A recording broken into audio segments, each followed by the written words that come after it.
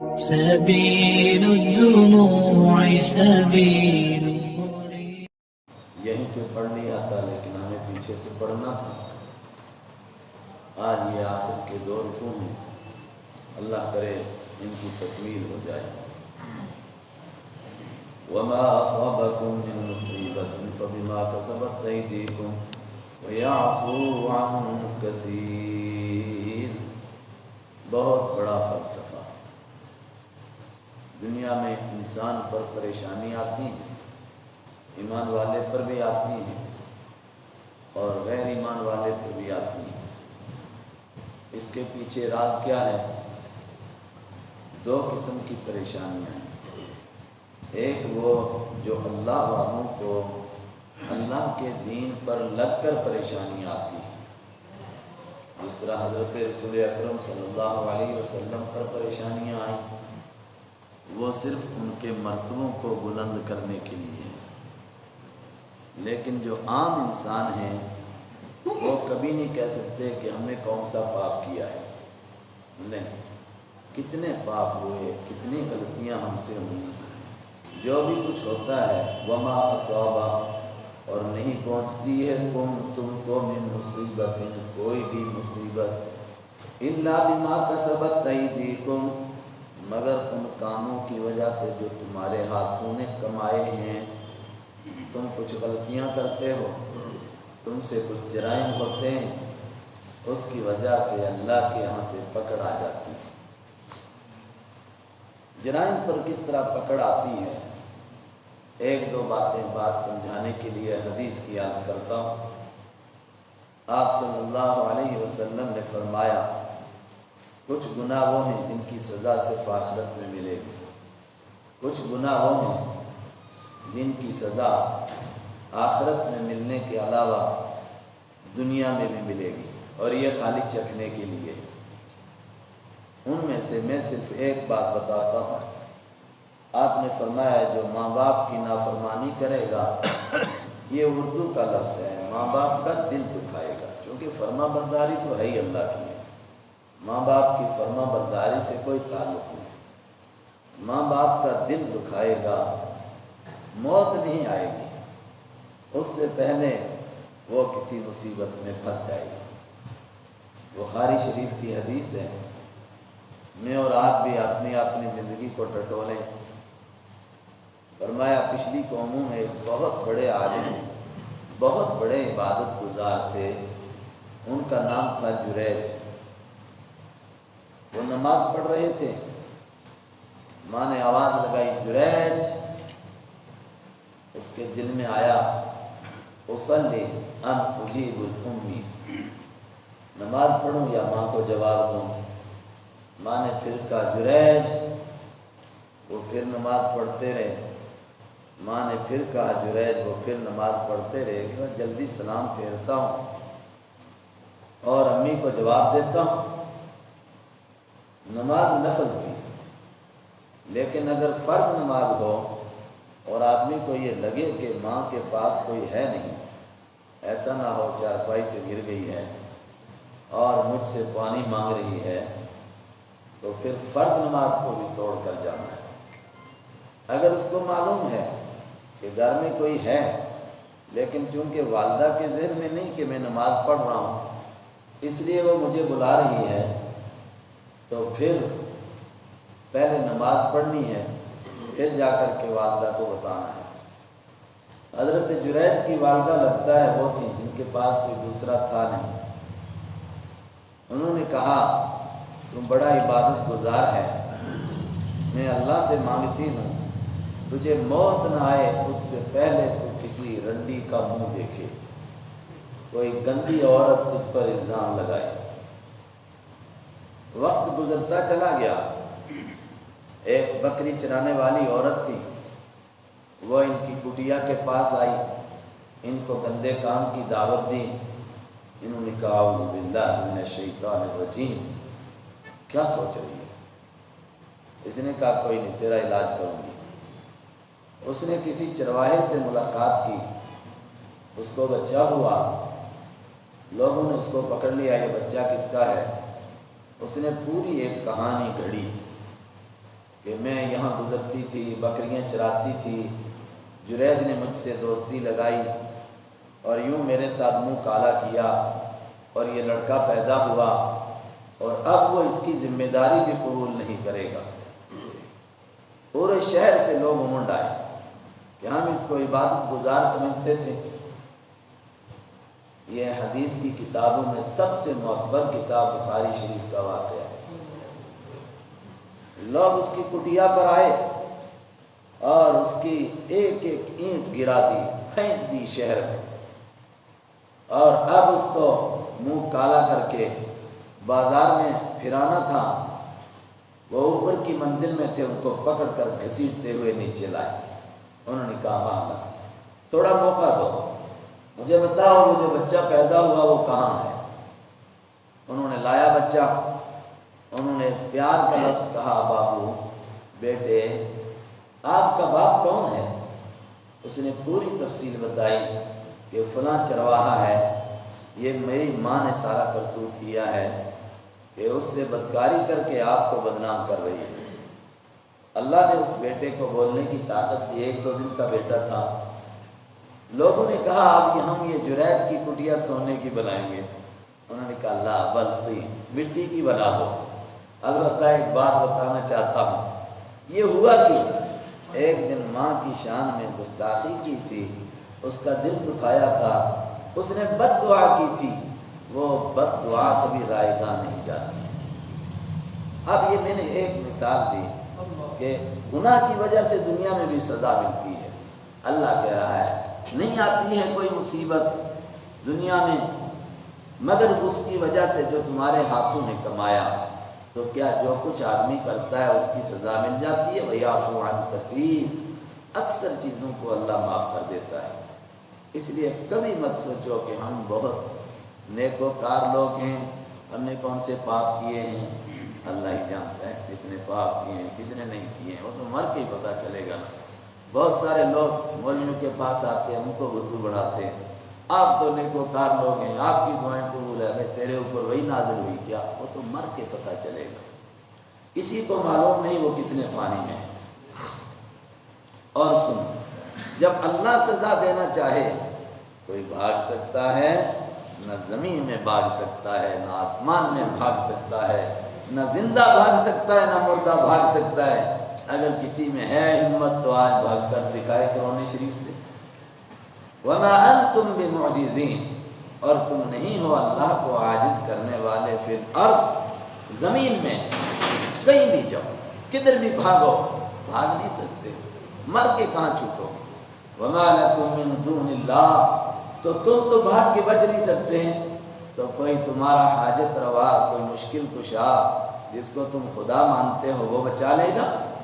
وَمَا لَكُم مِّن دُونِ اللَّهِ مِن وَلِيٍّ، پھر وہ ولی کا لفظ آ گیا، اور نہیں ہے تمہارے لیے اللہ کے سوا کوئی حاجت روا، کوئی مشکل کشا، کوئی مددگار، ولا نصیر، اور نہ کوئی مدد کرنے والا۔ میں نے کہا تھا لغت کے اعتبار سے، ڈکشنری کے اعتبار سے ولی کہتے ہیں جو زبانی طور پر حمایت کرے میں آپ کے ساتھ ہوں، نصیر اس کو کہتے ہیں جو پریکٹیکل کھڑا ہو جائے، جناب میں آپ کے ساتھ ہوں، کون آپ کو سزا دے سکتا ہے؟ کوئی نہیں ملے گا جب اللہ سزا دینے پر آ جائے۔ بس اللہ بچائے ہم کو، اللہ بچائے، اللہ محفظنا، اللہ محفظنا۔ اللہ تعالیٰ کی سزا سے کون بچا سکتا ہے؟ اس کے لیے ایک مثال پیش کی جا رہی ہے، غور کرو لوگوں۔ وَمِنْ آیَاتِهِ الْجَوَارِ، اور اللہ کی قدرت کی نشانیوں میں سے وہ کشتیاں ہیں، فی البحر، جو سمندر میں چلتی ہیں، کالأعلام، پہاڑ کی چوٹیوں کی طرح، اتنی بڑی بڑی کشتیاں ہیں، اگر اللہ ان کو ڈبونا چاہے کون بچائے گا؟ اگر اللہ ان کو غرق کرنا چاہے کون بچائے گا؟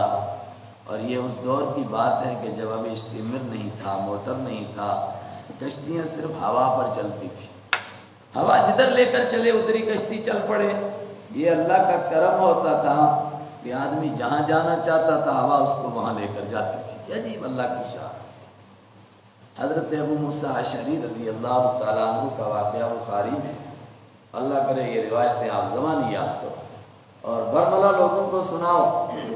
وہ کہتے ہیں کہ ہم یمن میں تھے، ایمان لا چکے تھے، جب ہم کو پتہ چلا کہ حبیب کبریا مدینہ چلے گئے ہیں تو ہم نے سوچا ہم بھی مدینہ پہنچتے ہیں، تو ہم ایک سمندری بیڑے پر بیٹھے، لیکن ایسا ہوا کا دھکا لگا کہ ہم بجائے مدینہ پہنچنے کے ایتھوپیا پہنچ گئے، حبشہ۔ اب جو جغرافیہ جانتا اس کو سمجھ میں آیا کہاں، 5000 کلومیٹر دور۔ لیکن جیسے وہاں ہم پہنچے، اچانک رسول پاک صلی اللہ علیہ وسلم کے چچیرے بھائی حضرت جعفر سے ملاقات ہو گئی نہیں، اللہ نے ایسے ہی طے کیا ہوا تھا۔ حضرت جعفر نے کہا کیا مسئلہ ہے؟ ہم نے پوری کہانی سنائی۔ انہوں نے کہا میں حضور کا چچیرا بھائی ہوں، ہمیں بھیجا گیا ہے کہ تم یہیں رہو جب تک ہم تمہیں بلاتے ہیں، لہٰذا تم بھی ہمارے پاس رہو۔ 7 سال تک یہ لوگ پھر وہیں رہے حبشہ میں۔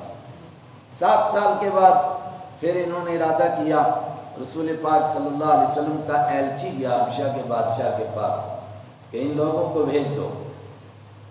جب وہ ایلچی گیا، انہوں نے پھر بیڑا تیار کیا کشتیوں کا، لیکن اب جو کشتیاں چلی ہیں میرے خدا، بجائے وہ مدینہ کی طرف پہنچنے کے وہ سیدھی خیبر پہنچی۔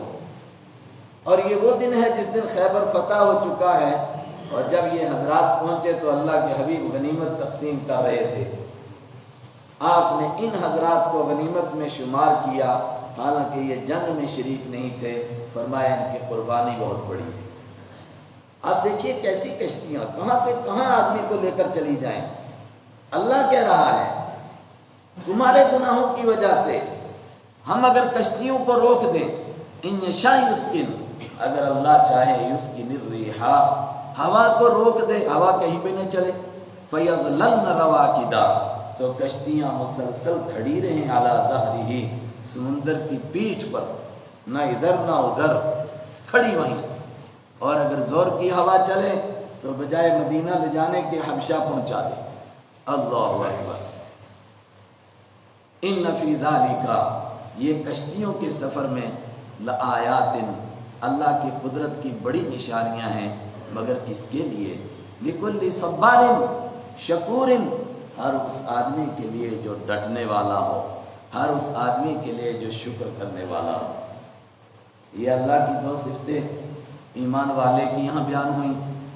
اس کے پیچھے کتنا بڑا راز ہے۔ اللہ تعالیٰ اپنی نعمتیں اس کو دیتا ہے جو نعمتوں پر شکر کرتا ہے، اور جو ناشکری کرتا ہے اس سے دی ہوئی بھی چھین لیتا ہے اچھی طرح۔ اللہ کہہ رہا ہے لَإِن شَكَرْتُمْ لَأَزِيدَنَّكُمْ، اگر تم شکر کرو گے اور دوں گا، وَلَئِن كَفَرْتُمْ إِنَّ عَذَابِي لَشَدِيدٌ، اور اگر ناشکری کرو گے میرا عذاب بڑا سخت ہے۔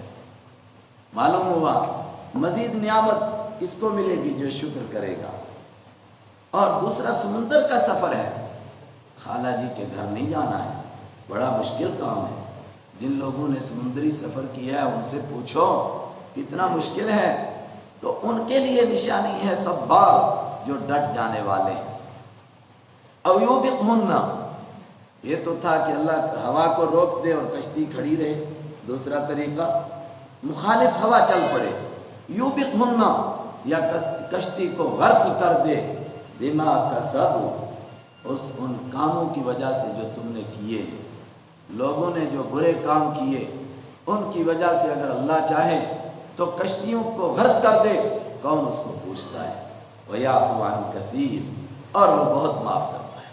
اللہ اکبر، کیا کیا گناہ انسان کے ہیں، لیکن وہ سزا نہیں دیتا ہے، معاف کرتا ہے، ورنہ کر سکتا تھا سب کا بیڑا غرق۔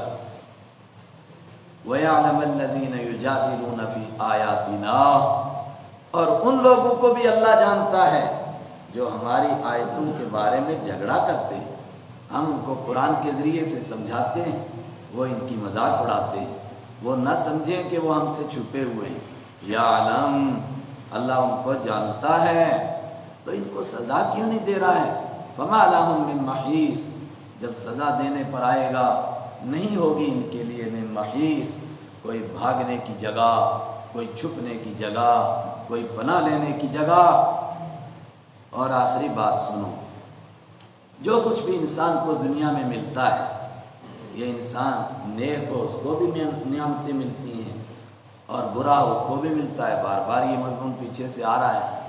نیک آدمی کو بھی کھانے کے لیے پینے کے لیے نعمتیں ملتی ہیں، برے کو بھی ملتی ہیں، مگر تھوڑا فرق ہے کیا؟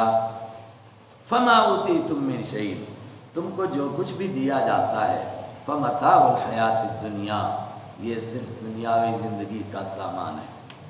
اگر اس پر تم خوش ہو رہے ہو، بڑی کوٹھی مل گئی، بڑا بنگلہ مل گیا، بڑے پیسے مل گئے، یہ تو دنیا میں رہ جائے گا، آپ کے ساتھ قبر میں کچھ جانے والا نہیں ہے، بلکہ آپ کی زندگی میں آپ کی اولاد اس پر لڑنے لگ جائے گی۔ اس کے بجائے جو ہمارے پاس ہے، وما عند اللہ خیر، اور جو ہمارے پاس ہے وہ بہتر ہے، وہاں بھیجو، وہ ابقا، اور وہ باقی رہنے والا ہے۔ لیکن سوال ہے کہ اللہ کے پاس اگر کوئی نیکی کر کے بھیجے، وہ بہتر ہے، وہ باقی رہنے والی ہے، وہ اس بندے کو جنت میں لے جانے والی ہے، یہ بندہ کون سا ہے؟ یہ ہیں اس کی وہ 8 صفتیں جن کے اندر یہ صفات ہوں۔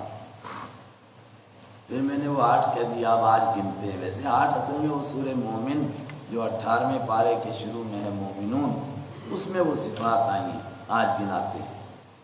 کن کے لیے ہیں؟ للذین آمنوا، سب سے پہلی بات وہ ہے کہ جو ایمان لائیں۔ اگر کوئی اللہ کو نہیں مانتا، آخرت کو نہیں مانتا، کتنا بڑا آدمی ہے، کتنی خیراتیں کرتا ہو، کتنی نیکیاں کرتا ہو، آخرت میں کچھ ملنے والا نہیں ہے اس کو۔ حکیم بن حزام، انہوں نے آپ سے عرض کیا کہ جب میں ایمان نہیں لایا تھا، میں نے 100 غلام آزاد کیے، ایمان قبول کرنے کے بعد میں نے 100 اور آزاد کیے، کیا پچھلے غلاموں کی مجھے کوئی بہتری، اس کا کوئی ثواب، اس کا کوئی بدل ملے گا؟ آپ نے فرمایا نہیں، البتہ تو نے جو کفر کی حالت میں اچھے کام کیے ہیں، ان کی وجہ سے اللہ نے تجھے ایمان عطا فرمایا ہے، بس آخرت میں نہیں ملے گا، آخرت میں ایمان قبول کرو اس کے بعد ملے گا۔ اب یہاں ہم اپنی اصلاح کریں۔ بہت سارے لوگ کہتے ہیں کہ فلاں آدمی ہے تو کافر، آدمی بڑا اچھا ہے۔ بھائی کتنا بھی اچھا ہے، مگر اللہ کے یہاں کچھ پانے کے لیے پہلے اس کو ماننا ضروری ہے۔ اللہ کو مانتا ہو، آخرت کو مانتا ہو، اللہ کے حبیب کو مانتا ہو، اس کے بعد پھر جس طرح کی وہ زندگی گزار سکتا ہے جو اس کے لیے ممکن ہے وہ گزارے۔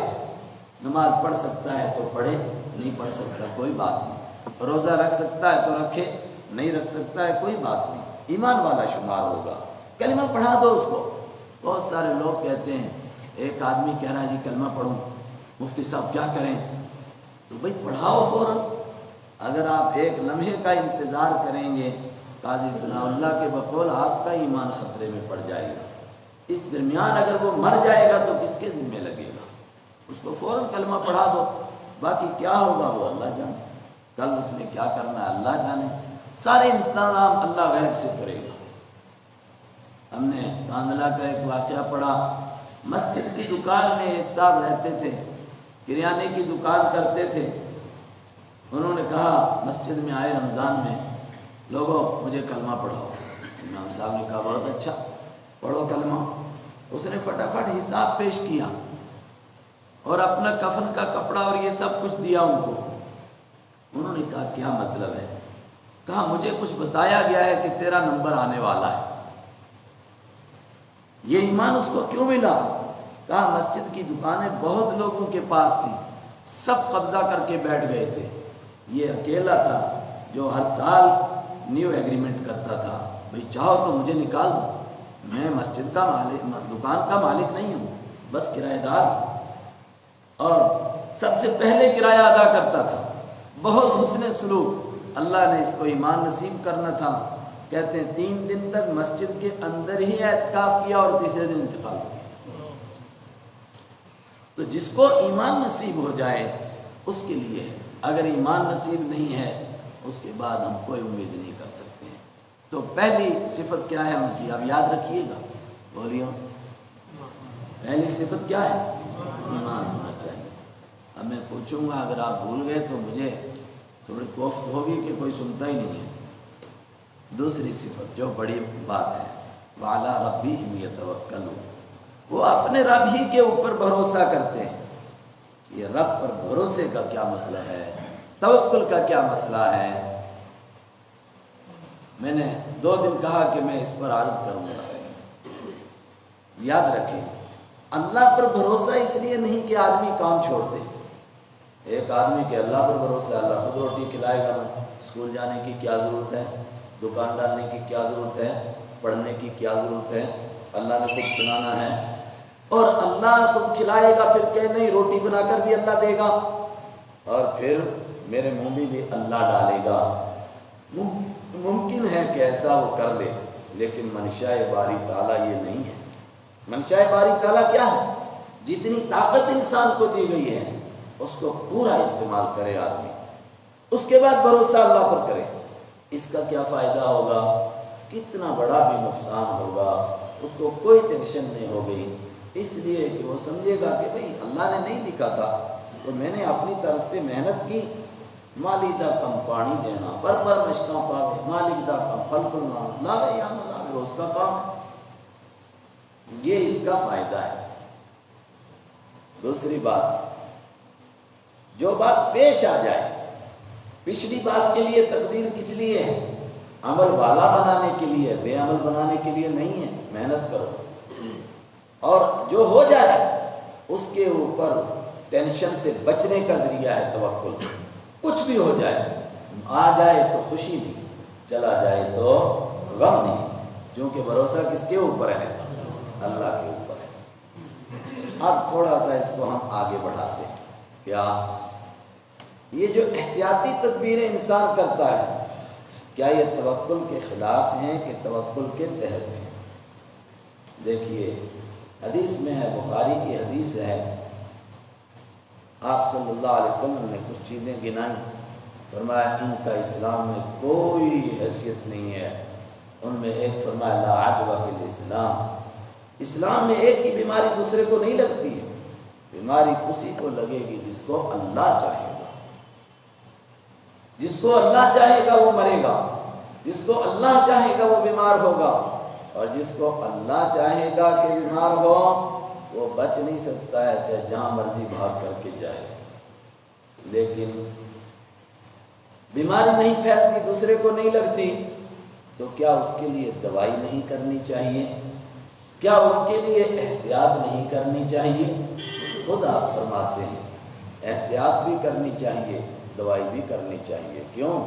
یہ انسان کر سکتا ہے، لیکن اس کے اوپر اگر ذرا سا بھی یقین ہو گیا ایمان سے چلے جائے گا۔ کیسے؟ فرمایا کوئی آدمی کسی علاقے میں تھا، بخاری مسلم سب کی حدیث ہے، وہاں طاعون کی بیماری پھیلی۔ اب یہ بندہ بھاگنے لگا، اگر یہ بھاگے گا اور اتفاق سے یہ بیمار نہیں ہوگا، اس کو شیطان دل میں یہ بات ڈالے گا کہ میں بھاگا تو بچا، اگر نہ بھاگتا تو نہ بچتا۔ فرمایا بالکل اس کو بھاگنے کی اجازت نہیں، اور اگر کہیں باہر ہے اور کسی علاقے کے اندر بیماری پھیل گئی، فرمایا ہرگز وہاں داخل مت ہو۔ اب اگر اس کو بیماری لگے گی، شیطان اس کو بیوقوف بنائے گا کہ یہ یہاں آیا تھا اس لیے اس کو بیماری لگی ہے، تو اس کا مطلب توکل اللہ پر کرنا ہے، احتیاط کرنی ہے، تھوڑی سی دوائی بھی کھا لینی ہے، لیکن اس پر ایمان بالکل نہیں رکھنا ہے۔ میں 2 مثالیں قرآن سے پیش کرتا ہوں۔ جب آدمی خام خواہ کے بھروسے وہ کرنے لگے نا احتیاط، لگتا ہے وہ اللہ کو پسند نہیں ہے اور الٹا ہو جاتا ہے۔ ایک احتیاط حضرت یعقوب علیہ السلام کی قرآن نے بیان کی، ایک احتیاط ابراہیم علیہ السلام کی حدیث نے بیان کی۔ قرآن کی عرض کرتا ہوں، ان کے بیٹے مصر گئے غلہ لینے کے لیے، پہلی مرتبہ گئے غلہ لے کر آئے، دوسری مرتبہ گئے، والد نے کہا بچوں لا تدخلوا من باب واحدہ، ایک دروازے سے نہیں جانا، الگ الگ دروازوں سے جانا۔ قرآن نے کہا حضرت یعقوب اللہ کی تقدیر کو نہیں ٹال سکتے تھے، بس یہ ان کو اپنے دل میں ایک خیال آیا تھا، انہوں نے اس پر عمل کیا، پھر وہ داخل ہوئے الگ الگ دروازوں سے۔ قرآن پاک نے کہا وہ الگ الگ دروازوں سے داخل ہوئے اس لیے کہ ان کے ابا نے کہا تھا الگ الگ دروازوں سے داخل ہونا، لیکن ان کے ابا اللہ کی تقدیر سے ان کو نہیں بچا سکتے تھے۔ تو انہوں نے ایسا کیوں کیا؟ تمام مفسرین کا اس پر اتفاق ہے، اس لیے کہ پہلی مرتبہ بچے گئے تھے، ان کا وہاں کوئی تعارف نہیں تھا، اب تعارف ہو گیا ہے۔ جب 11 بچے جائیں گے اور صحت مند ماشاءاللہ ہٹے کٹے، تو سب دیکھیں گے یار کیا یہ تو پوری ایک پلٹن ہے، یہ تو ایک بٹالین ہے پوری، ایک ہی باپ کے بیٹے ہیں، نظر لگ سکتی ہے، اور نظر برحق ہے۔ میرے اور آپ کے آقا نے فرمایا نظر انسان کو قبر میں پہنچا دیتی ہے اور اونٹ کو ہانڈی میں پہنچا دیتی ہے۔ اور کیوں پہنچاتی ہے؟ جب کوئی آدمی اونٹ کو دیکھتا ہے کہتا ہے بہت اچھا، اللہ کہتا ہے اچھا بہت اچھا تجھے لگ رہا ہے، ابھی پہنچتا ہے ہانڈی میں، کیا کرے گا؟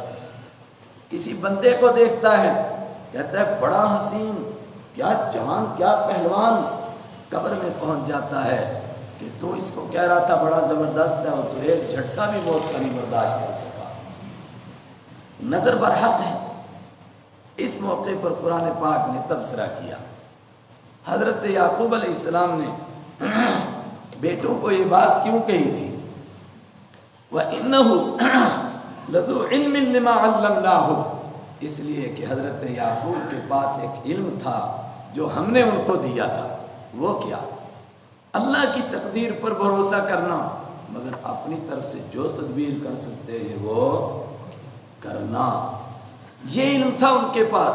وَلَكِنَّ أَكْثَرَ النَّاسِ لَا يَعْلَمُونَ، مگر اکثر لوگ اس حقیقت کو نہیں جانتے، کچھ تدبیروں کے چکر میں تقدیر کو بھول جاتے ہیں، کچھ تقدیر کا بہانہ کر کے بے عمل ہو جاتے ہیں۔ لیکن نتیجہ کیا نکلا؟ یعقوب علیہ السلام چاہتے تھے کہ بیٹے نہ گرفتار ہوں، لیکن آخر وہی ہوا، بنیامین بھی گرفتار ہوا، بڑا بیٹا بھی واپس نہیں آیا، جو چاہا تھا ویسا ہوا؟ کیا معلوم ہوا؟ تدبیر کی بھی کوشش کرنی چاہیے، تقدیر پر بھروسہ ہونا چاہیے، زیادہ ضرورت سے زیادہ بھروسہ مت کرو تدبیر پر، الٹا بھی ہو جاتا ہے۔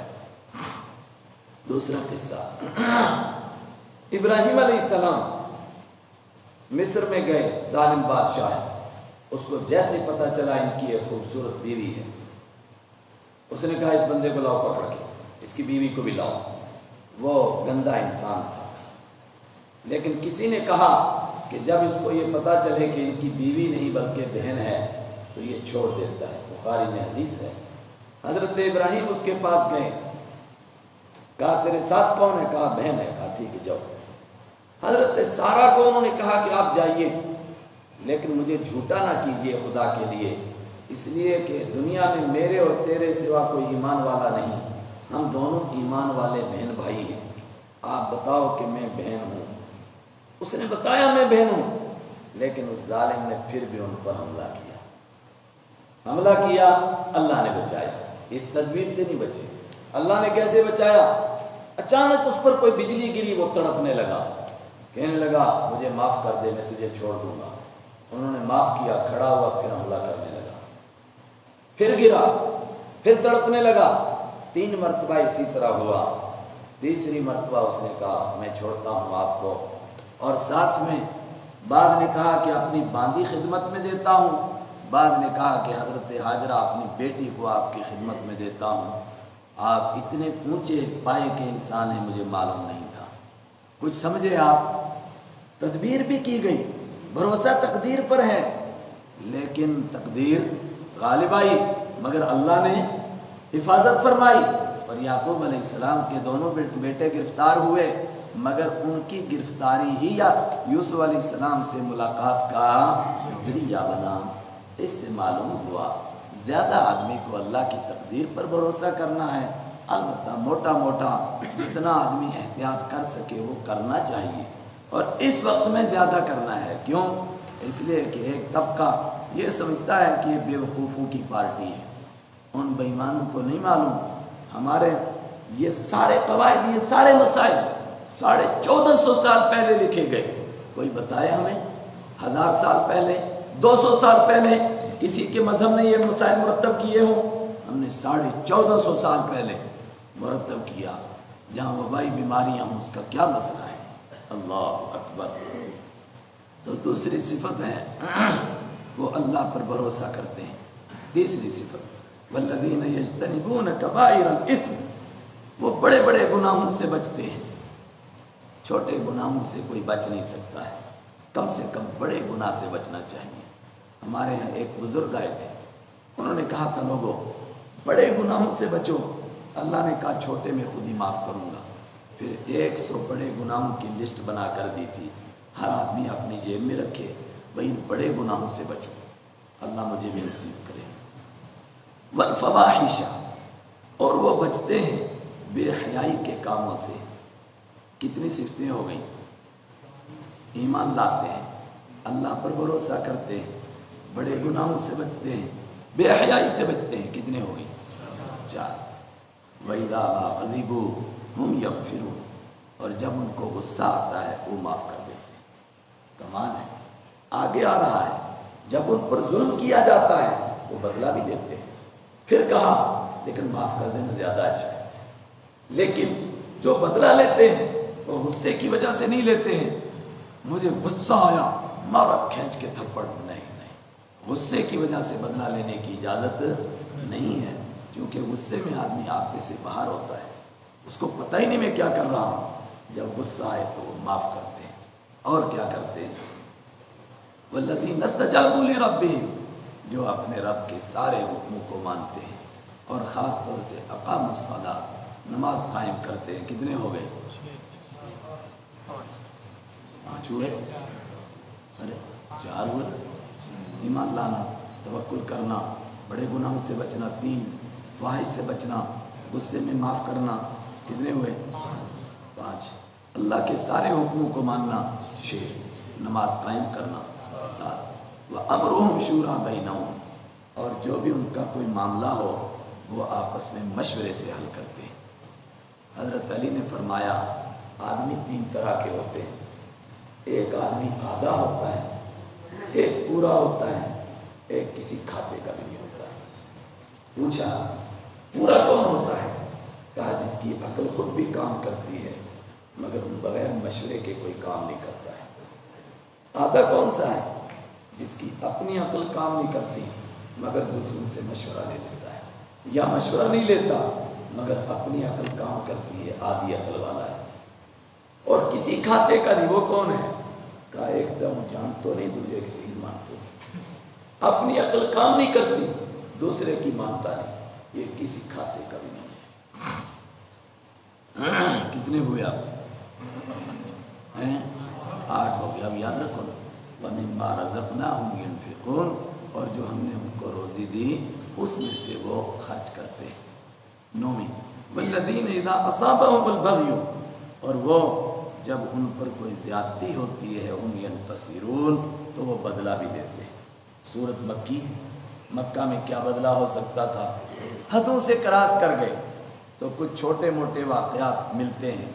حضرت عمر ایمان لائے، سارے لوگوں نے مل کر گھیر لیا، صبح سے لے کر کے کوئی اشراق کے وقت تک لڑتے رہے، گھونسے مار مار کر کے ان کی بھی تباہی کی. خود بھی نڈھال ہو گئے، بدلہ لیا. کیوں؟ بدلہ لینے میں بھی فائدہ ہے. بعض دفعہ کسی کا دماغ خراب ہوتا ہے، اگر اس سے بدلہ نہ لو وہ اگلے آدمی پر اور زیادہ ظلم کرتا ہے، پھر اگلا آدمی اینٹ اٹھا کر اس کو سر میں مارتا ہے. پہلے والا ہی اگر ایک چھوٹا سا تھپڑ مار دے اس کا دماغ ٹھیک ہو جاتا ہے، پھر وہ خود بچتا ہے. لیکن بدلہ لے کتنا؟ وَجَزَاءُ سَيِّئَةٍ سَيِّئَةٌ مِثْلُهَا، اور بدلہ لے کتنا؟ برائی کا بدلہ اسی کے برابر، اس سے ذرا بھی زیادہ نہیں.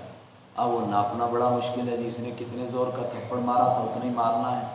کہا اس جھنجٹ میں مت پڑو. فمن عفا، تو جو کوئی معاف کرے، واصلح، اور حالات درست کر لے، اس کا اجر اللہ کے ذمہ ہے. اللہ تعالیٰ ظالموں سے محبت نہیں کرتا ہے. لیکن اگر کوئی بدلہ لے، وَلَمَنِ انتصر، اور جس نے بدلہ لیا بعد ظلمہ، اس پر ظلم ہونے کے بعد، ما علیہم من سبیل، اس کے اوپر کوئی الزام نہیں ہے. بدلہ لیا ہے بھائی، اس کا حق تھا، اچھا کیا اس نے، پھر الزام کس پر ہے؟ انما السبیل، بے شک الزام ہے اس آدمی پر، ان لوگوں پر، علی الذین یظلمون الناس، جو لوگوں پر ظلم کرتے ہیں، وَيَبْغُونَ فِي الْأَرْضِ وَيَبْغُونَ فِي الْأَرْضِ، اور زمین میں بغاوت کرتے ہیں، فساد کرتے ہیں، ادھم مچاتے ہیں، بغیر الحق، ناحق، اولئک لہم عذاب علیم، ان کے لیے دردناک عذاب ہے۔ اب یہ 10ویں صفت تھی کہ بدلہ بھی لے سکتے ہیں لیکن معاف کرنا بہتر ہے۔ اس چیپٹر کو کلوز کرنا سے پہلے پھر دوبارہ دہرایا، وَلَا مَنْ صَبَرَ، اور جو صبر کرے، وَغَفَرَ، اور معافی کر دے، إِنَّ ذَلِكَ مِنْ عَزْمِ الْأُمُورِ، یہ بڑے ہمت کے کام ہے، آسان کام نہیں ہے۔ غصہ آئے، کسی نے ظلم کیا، آپ کہیں برداشت کرتے چلے جائیے، وہ کہنے کی باتیں شاعروں کی، آ ظالم ہنر آزمائیں تو تیر آزما ہم جگر آزمائیں، ذرا ایک مار کے تو دیکھو، نہیں، برداشت نہیں کر سکتا آدمی، لیکن اگر کوئی برداشت کر لے، ان ذالک من عزم الامور، یہ بڑی ہمت کے کام ہے۔ آخری رکوع آ گیا، ومن یضلل اللہ، اور جس کے اعمال کی وجہ سے، اس کی نافرمانیوں کی وجہ سے اللہ اس کو گمراہ کر دے، فما لہ من ولی، نہیں ہے اس کے لیے کوئی کارساز، حاجت روا، مشکل کشا، من بعدہ، اس کے بعد جو اس کو راستہ دکھا سکے۔ آدمی کو ایسا نہیں کرنا چاہیے کہ نافرمانی کرتے کرتے وہاں پہنچ جائے، اللہ بھی کہے اب اس کو ہدایت نہیں ملے گی۔ وَتَرَى الظَّالِمِينَ، آئے ہائے، وہ کہ نہیں ملے گی تو کوئی بات نہیں ہے، جہنم میں چلے جائیں گے۔ ارے خالہ جی کا گھر ہے جہنم میں؟ بعض بڑی بیہودہ باتیں ہیں، لوگ بولتے رہتے ہیں، نا بالکل نہیں بولنا چاہیے۔ یہ بھی آخرت کی مذاق میں شمار ہوگا۔ کیسے؟ ہاں جی، وہ کسی کو کہا تھا نماز نہیں پڑھے گا، پل صراط سے پار نہیں جائے گا، اس نے کہا ادھر سے نیچے ہو جائیں گے، نہیں۔ ارے کیا سمجھ رہے ہو؟ جہنم میں چلے جاؤ گے، کس چیز کا نام جہنم ہے؟ وَلَمَّا رَأَوُا الْعَذَابَ وَتَرَى الظَّالِمِينَ، اے قرآن پڑھنے والے، تم ظالموں کو دیکھے گا، جب وہ عذاب کو دیکھیں گے، یقولون، کہہ رہے ہوں گے، هَلْ إِلَىٰ مَرَدٍ مِّن سَبِيلٍ، کوئی راستہ ہے واپسی کا، کوئی راستہ بتاؤ، کوئی آدمی بتاؤ، کسی طرح واپس چلے جائیں دنیا میں، نیکیاں کر کے آئیں گے، سب کام کر کے آئیں گے، بتاؤ کوئی راستہ، کوئی راستہ، کہاں راستہ ملے گا؟ ہاتھ پیچھے بندھے ہوئے جہنم کے قریب لائے جائیں گے اور شرم کے مارے سر جھکے ہوئے، لیکن جہنم کو کس طرح دیکھیں گے؟ گوشہ چشم، آنکھ کے کنارے سے، کنکھیوں سے، کہاں پہنچے؟ آگے جہنم کے نہیں آئی، ہائے ہائے، تراہم، تو دیکھے گا ان کو، یعرضون، ان کو پیش کیا جا رہا ہوگا، علیہ، جہنم کے سامنے، خاشعین، اس حال میں کہ وہ جھکے ہوئے ہوں گے، من الذل، ذلیل ہونے کی وجہ سے، آئے آئے، ینظرون، دیکھ رہے ہوں گے، من طرف خفی، آنکھ کے کنارے سے، خفی، پوشیدہ طور پر، چپکے چپکے، فرشتوں کو نہ پتہ چلے کہ یہ دیکھ رہے ہیں، مگر دیکھیں گے کہاں پہنچے۔ وقال الذین آمنوا، اس وقت میں کہیں گے ایمان والے، ان الخاسرین، بے شک نقصان والے وہ لوگ ہیں، الذین خسروا، جنہوں نے نقصان میں ڈالا، انفسہم، اپنے آپ کو، اہلیہم، اور اپنے گھر والوں کو، یوم القیامہ، قیامت کے دن، الا سنو، ان الظالمین فی عذاب مقیم، بے شک ظالم لوگ ہمیشہ رہنے والے عذاب میں، آئے آئے، پہنچ گئے وہاں، ہے کوئی بچانے والا؟ وما کان لہم، اور نہیں ہوگا ان کے لیے، من اولیاء، کوئی حاجت روا، کوئی مشکل کشا، کوئی مددگار، کوئی حمایت کرنے والا، کوئی نہیں، ینصرونہم، جو ان کی مدد کریں، من دون اللہ، اللہ کے علاوہ کون مدد کر سکتا ہے؟ ومن یضلل اللہ، اور جس کو اللہ گمراہ کر دے اس کے گناہوں کی وجہ سے، فما لہ من سبیل، نہیں ہے اس کے لیے کوئی راستہ۔ استجیبوا لربکم، اے لوگو اپنے رب کی بات مان لو، اپنے رب سے لو لگا لو، مان لو، من قبلی، اس سے پہلے، ان یاتیا، کہ آ جائے، یوم، ایسا دن، لا مرد لہ، جس کو واپس نہیں کیا جا سکتا ہے، من اللہ، اللہ کی طرف سے، ایسا دن آ جائے، کوئی کہے اس کو تھوڑا پیچھے دھکیل دو، اور کوئی سالک پیچھے چلی جائے قیامت، موت تھوڑی دیر کے بعد آئے، نہ کوئی نہیں، ہلا ہی نہیں سکتا ہے کوئی۔ دوسری بات، دل پیچھے نہ ہٹے، آدمی کہیں چھپ جائے، وما لکم من ملجا، اور نہیں ہوگی تمہارے لیے چھپنے کی کوئی جگہ، یومئذ اس دن، وما لکم من نکیر، اور نہیں ممکن ہوگا تمہارے لیے انکار کرنا۔ فرشتے پکڑیں اور تم کو لانا، ہم نے نہیں جانا عدالت میں، کس کی ہمت ہے؟ کون انکار کر سکتا ہے؟ فَإِنْ أَعْرَضُوا، بس اگر اس آخری پیغام کے بعد بھی وہ منہ موڑتے ہیں، اے میرے پیغمبر فما ارسلناک، ہم نے نہیں بھیجا آپ کو علیہم ان پر حفیظاً، حفاظت کرنے والا بنا کر، ٹھیکیدار بنا کر، ذمہ دار بنا کر۔ آپ نہیں ہیں، مانتے ہیں ٹھیک ہے، نہیں مانتے ہیں جائیں جہنم میں۔ آپ کے ذمہ کیا ہے؟ ان علیکا، نہیں ہے آپ کے ذمہ الا البلاغ، مگر صاف صاف پہنچا دینا۔ وَإِنَّا إِذَا أَذَقْنَا الْإِنسَانَ، اور بے شک ہم انسان کو جب چکھاتے ہیں منا اپنی طرف سے رحمتاً مہربانی، فریحا بہا، وہ خوش ہوتا ہے۔ شروع صورت بھی یہی تھی۔ وَإِن تُصِبْهُمْ سَيِّئَةٌ، اور اگر اس کو پہنچتی ہے کوئی پریشانی، بما قدمت ایدیہم، ان کرتوتوں کی وجہ سے جو اس کے ہاتھوں نے کیے ہیں، فإن الانسان کفور، تو بے شک انسان بڑا ناشکرا ہو جاتا ہے۔ آئے آئے، اللہ تعالیٰ جو دیتا ہے، رحمت پہنچاتا ہے، تو آدمی اعراض کرتا ہے اللہ تعالیٰ کیا دیتا ہے، کیا نہیں دیتا ہے۔ کائنات میں کون سی کوئی چیز ہے جو انسان کو اللہ کے سوا کہیں اور سے ملتی ہے؟ للہ ملک السماوات والارض، اللہ ہی کے لیے بادشاہی ہے آسمانوں کی اور زمین کی۔ کیا کرتا ہے؟ یخلق ما یشاء، پیدا کرتا ہے ما یشاء، جو چاہتا ہے۔ اس کی شان یہب، دیتا ہے لمن یشاء، جس کو چاہتا ہے، اناثاً، بیٹی، ویہب، اور دیتا ہے لمن یشاء، جس کو چاہتا ہے، الذکور، بیٹا، الذکور، بیٹا دیتا ہے۔ کوئی نہیں اس کو پوچھ سکتا اس کو بیٹی دے، اس کو بیٹا دے۔ او یزوجہم، یا دونوں ملا کر دیتا ہے، ذکرانا و اناثا، بیٹا بھی اور بیٹی بھی۔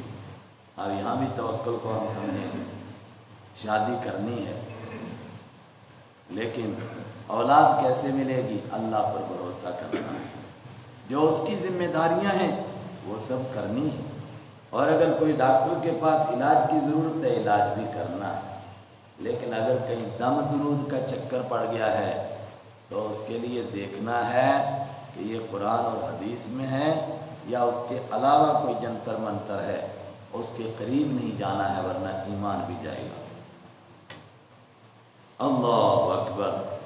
او یزوجہم، یا جوڑا بنا کر دیتا ہے، ذکرانا، لڑکا بھی، و اناثا، لڑکی بھی، ویجعل من یشاء عقیما، جس کو چاہتا ہے اس کو بانجھ بنا دیتا ہے۔ بانجھ کا مطلب نہ لڑکا دیتا ہے نہ لڑکی دیتا ہے۔ ترقی کے اس دور میں وہ پوری دنیا میں پھرتا ہے کشکول لے کر، نہ لڑکا ملتا ہے نہ لڑکی ملتی ہے۔ پوچھتے ہیں کوئی سبب، کوئی رزق، کہتے ہیں کوئی سبب نہیں مگر نہیں مل رہا ہے۔ اللہ اپنی طاقت کا اظہار کرتا ہے نا، انہ علیم قدیر، بے شک وہ جاننے والا ہے، قدیر، زبردست طاقت کا مالک ہے، وہ اپنی طاقت کا اظہار کرتا ہے، جانتا ہے کس کو دینے ہیں۔ اب وہ آخری مضمون آیا کہ یہ قرآن ہر ایک کو کیوں نہیں ملا؟ اللہ تعالیٰ ہر بندے سے مل کر کے اس کو کیوں نہیں کہتا نماز پڑھ، زکوٰۃ دے، روزہ رکھ، حج کر؟ ایک ایک بندے سے کیوں نہیں ملتا ہے؟ مل سکتا ہے کسی کی ہمت اللہ سے ملاقات کرنے کی؟ وما کان لبشر، نہیں ممکن ہے کسی بشر کے لیے، ان یکلمہ اللہ، کہ بات کرے اس سے اللہ۔ یہ بندہ ایک مشت خاک، اللہ اس سے بات کرے، ممکن نہیں۔ ہاں، اللہ اپنے رسولوں کو منتخب کرتا ہے، ان سے بات کرتا ہے۔ کیسے کرتا ہے؟ الا وحیا، یا تو وحی کے ذریعے کرتا ہے، او من وراء حجاب، یا پردے کے پیچھے سے کرتا ہے، او یرسل رسولا، یا کسی فرشتے کو بھیج کر کے کرتا ہے۔ یہ 3 قسمیں ہوئیں اور لاسٹ والی کی 2 بنیں گی۔ تو 4 ہو جائیں گے۔ سب سے پہلے اللہ وحی کے ذریعے سے بات کرتا ہے۔ حضرت رسول اکرم صلی اللہ علیہ وسلم پر کس طرح وحی آتی تھی، بخاری ابتدا یہاں سے ہوئی، کیفا بدء الوحی، وحی کس طرح شروع ہوئی آپ کے اوپر۔ فرمایا سب سے مشکل طریقہ وحی کا یہی ہوتا ہے، اللہ کی طرف سے براہ راست ایک مضمون دل کے اوپر اترتا ہے اور ہمیں ایسا لگتا ہے جس طرح ایک زنجیر کو پتھر پر رکھ کر کے کھینچا جا رہا ہے، اور جب وہ مضمون پورا ہوتا ہے سب کا سب ہم کو یاد ہو گیا ہوتا ہے۔ یہ ہے وحیاً اللہ کی طرف سے وحی کے ذریعے سے۔ اور آپ نے فرمایا یہی سب سے مشکل طریقہ ہے۔ سخت سردی کے موسم میں یہ وحی آپ پر آتی تھی، آپ پسینے سے شراب بور ہو جاتے تھے۔ ایک اونٹنی پر آپ تھے، وحی اترنے لگی، اونٹنی کی کمر ٹوٹنے لگی۔ ایک صحابی کی ران پر آپ کا سر تھا، وحی اترنے لگی، وہ کہتے ہیں ایسا لگ رہا تھا جیسے میری ران ٹوٹ جائے گی۔ دوسرا طریقہ او من وراء حجاب، پردے کے پیچھے سے، کس طرح؟ جس طرح موسیٰ علیہ السلام سے اللہ نے بات کی مگر پردے کے پیچھے سے۔ حضرت رحمت عالم صلی اللہ علیہ وسلم جب معراج پر گئے، آپ سے اللہ نے کیسے بات کی؟ آمنے سامنے کے پردے کے پیچھے سے۔ یہ بڑا مسئلہ ہے۔ حضرت عائشہ، عبداللہ بن مسعود فرماتے ہیں پردے کے پیچھے سے، اور اللہ نے اس موقع پر آپ کو آمن الرسول سورہ بقرہ کی آیتیں آخر تک عطا فرمائیں۔ یہ پردے کے پیچھے سے۔ تیسرا طریقہ اور یرسل رسولا، یا اللہ فرشتے کو بھیجتا ہے۔ پھر فرشتہ کیسا؟ کبھی تو انسانوں کی شکل میں آتا ہے، جیسا کہ میں نے آپ کو حدیث جبرائیل میں سنایا، باقاعدہ انسان کی شکل میں آئے حضرت جبرائیل، صفیں چیرتے ہوئے سب سے آگے آ کر آپ سے گھٹنا ملا کر کے بیٹھ گئے۔ اس طرح بھی فرشتہ آتا ہے۔ کبھی کبھی اس طرح آتا ہے، آپ تو فرشتے کو دیکھتے ہیں مگر اور کوئی نہیں دیکھتا ہے، مگر فرشتے کو آپ نے اصلی شکل میں کتنی مرتبہ دیکھا؟ تقریباً امت کا اتفاق ہے صرف 2 مرتبہ، مگر کتنا؟ اتنا بڑا کہ لگتا تھا اس پوری مشرقی پٹی کے اوپر وہ ایک کرسی پر بیٹھے ہیں اور ان کے 600 پر ہیں، پورا یہ علاقہ گھیرا ہوا ہے۔ اب وہ کتنے بڑے تھے، ورنہ جب بھی آئے انسانی شکل میں آئے۔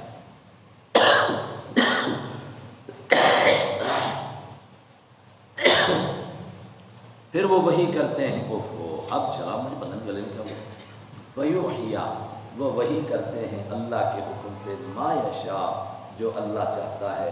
ایسا کیوں ہوا؟ انہ علی، اس لیے کہ اللہ بہت بلند ہے، ایرے غیر نتو خیر اس سے بات نہیں کر سکتے، لیکن حکیم، حکمت والا ہے۔ اس کی حکمت کا تقاضا ہوا کہ خاص بندے منتخب کرو رسول، ان کو یہ پیغام پہنچے اور وہ آگے لوگوں کو پہنچائیں۔ فرمایا ان طریقوں سے آپ کے پاس وحی آتی ہے۔ وَكَذَلِكَ، اور اسی طرح اوحینا، ہم نے وحی بھیجی الیک آپ کی طرف، روحا من امرنا، اپنی طرف سے روح بنا کر۔ روح کا مطلب یہ قرآن ایک روح ہے، جس طرح روح پڑھنے سے مردے زندہ ہوتے ہیں، اس قرآن کے ملنے سے مردہ انسان زندہ ہوتے ہیں۔ یہ ایک زندہ جاوید کتاب آپ کو عطا کی گئی، نہدی بھی، اس کتاب کے ذریعے سے اللہ ہدایت دیتا ہے۔ ہم ہدایت دیتے ہیں من نشاء، جس کو چاہتے ہیں، من عبادنا، اپنے بندوں میں سے، اور ہم اس کتاب کے ذریعے سے ہدایت دیتے ہیں۔ وَإِنَّكَ، اور اے میرے پیغمبر بے شک آپ بھی، لَتَهْدِي، ضرور رہنمائی کرتے ہیں، اِلَىٰ صِرَاطٍ مستقیم، سیدھے راستے کی طرف۔ کون سا ہے سیدھا راستہ؟ صراط اللہ الذی لہ ما فی السماوات و ما فی الارض، اس اللہ کا راستہ جس کے لیے سب کچھ ہے، جو آسمانوں میں ہے، جو زمین میں ہے۔ پیغام کیا ہے اس وحی کا؟ الا سنو، الی اللہ، اللہ ہی کی طرف تصیر الامور، سارے معاملات لوٹتے ہیں۔ بیچ میں ایک آیت، ایک لفظ ہے، وہ میں چھوڑ رہا ہوں، اب عرض کرتا ہوں۔ کیا یہ کتاب آپ کو ملی जब तक ये किताब आपको नहीं मिली थी, क्या तब तक आप मालूम था आपको कुरान क्या है, ईमान की तफसीलात क्या हैं, नमाज कैसे पढ़नी है, रोज़ा कैसे रखना है? फरमाया नहीं, मा कुन्त तदरी, मेरे प्यारे आप नहीं जानते थे। मल किताब, किताब क्या है ये हमने आपको अता की। वलल ईमान, और आप नहीं जानते थे ईमान क्या है। ईमान का मतलब मुतलक तौर पर आप मोमिन थे, जानते थे ईमान क्या है, लेकिन उसकी तफसीलात, रोज़े कैसे रखने हैं, नमाज कैसे पढ़नी है, उम्मत को किस तरह दीन पर लाना है, अल्लाह का दीन किस तरह फैलाना है, ये तफसील आप नहीं जानते थे। वलाकिन जअलनाहु नूरा, मगर हमने इस कुरान को एक रोशनी बनाया, नूर बनाया, जिसके ज़रिए से हम जिसको चाहते हैं अपने बंदों में से हिदायत देते हैं, और आप सिरात मुस्तकीम की तरफ हिदायत देते हैं। सदक़ल्लाहु मौलाना अज़ीम। पता नहीं कुछ गले में पड़ गया, क्या वजह है, थोड़ा सा मुश्किल हो रहा है, तो इसी पर आज बस करते हैं। सदक़ल्लाहु मौलाना।